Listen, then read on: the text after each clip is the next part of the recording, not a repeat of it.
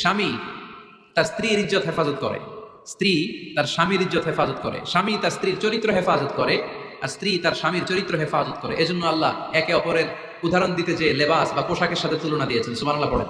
নারীরা হচ্ছে পুরুষের পার্টনার, সহকর্মী, সহযোগী। এই বিশ্ব সভ্যতা নির্মাণে শুধু পুরুষদেরই অবদান নাই, নারীদের অবদান আছে না নাই?